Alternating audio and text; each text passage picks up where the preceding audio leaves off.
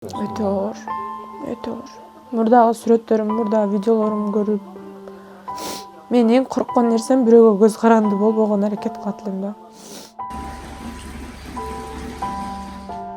Муздай көрүндү немелери, жерлерчи. Анан жыгылып кетпеңиздер. 27 жаштагы Жидегүл Муратбек кызы азыр эски сүрөттөрдү оор дем менен барактайт. Ал мындан бир нече ай мурун эле 6 аман, 3 баласын чоңойтуп, келечекке чоң үмүт, кыялдар менен жашап жүргөн. Бирок бир көз ирмемде анын жашоосу түп тамырынан өзгөрдү. Жолдошум болсо деле тең тайлашып эле жанында иштеп жардамдашып жүрчүмүн. Ушу бирөөнүн көзүн карап отуруп калыш. Ал ушул каргашалуу күндү айтып берди. Кадимкидей эле борборго жөнөгөн, башкалардай эле такси чакырып, жолго чыккан. Булар бара жаткан унаа башка машинаны озуп өтүүгө аракет кылганын айтат. Ошол учурда каршы тилкедеги унаа келип калып, кагышып кеткен.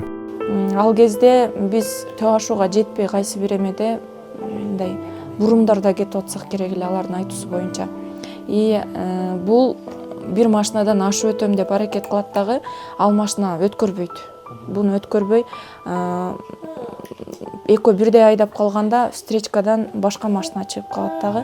Ал машина чоңураак машина болгон үчүн биздики К5 болуп жеңилирээк машина, руль жактагы эшикке гана тийген. Машина 5-6 жолу айланып кеткен.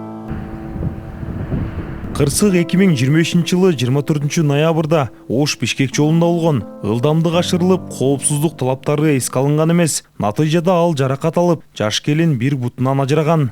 Неге чыктым жолго? Кантип жашайм деген эле немелер болду. Ата-энеме ыйладым. Атам алдыма кире албай койду. Ушу бирөөнүн көзүн карап отуруп калыш. Коркот элем, мен алдын ала эле сезет элем, бирок өзүм машина айдаганда деле этияттап айдайт элем. Билбейм, анан эң чоң сезгеним ушу бир туугандарыма, ата-энеме, балдарыма керек экенин сезимди анын өзүм колго алдым. Мен тагдырга тамир эткенсиң да. Баш эткенсиң, пешенеге жазылганына башың ийип отуруп берет экенсиң. Бүгүн ал мурдагыдай эркин баса албайт. Акырында балдак менен басууга үйрөнүүдө. Ар бир кадамы күрөш, ар бир күнү сабыр менен коштолууда. Ал унаа айдаган ар бир жаран жолго чыкканда чоң жоопкерчилик менен айдаса дейт.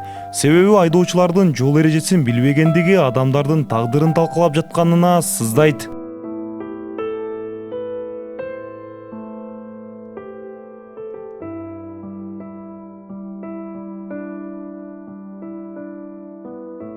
Айдоочуларга айтарым, сиздер эгер жүргүнчүлөрдү ташысаңыздар, сиздер көп семьянын атасына, балким апасына жоопкерчилик аласыз.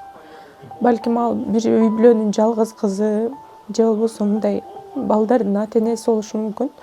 Ошол себептен жүргүнчүлөрдү ташыган жоопкерчиликти алгандан кийин алардын өмүрүнө дагы жоопкерчилик алышыңыздарды сурайм. Акырын айдасаңыздар, жетүү жериңиздерге 5-10 мүнөт болсо да кеч жетесиздер, бирок чоң көптөгөн тагдырлар чечилип калып атат. Аябай көп тагдырлар чечилип калып атат. Ошон үчүн этияттаңыздар деп айтат элем. Мындай тагдырлар тилекке каршы жалгыз эмес. Расмий маалыматтарга ылайык 2025-жылы өлкөдө жол кырсыгынан 900 адам каза болуп, 12 миңден ашык адам жаракат алган. Анын ичинде түбөлүк майып болуп калгандар бар. Кырсыкка учураган айдоочулардын көбү жол эрежесин сактабагандыктын кесепети. Ар бир рульга отурган жарандын бир эле жаңылыштыгы, бир өмүргө тете болгон учурлар көп. Нурастан Бактыбеков, Уран Адишев, ЛТР, Ош облусу.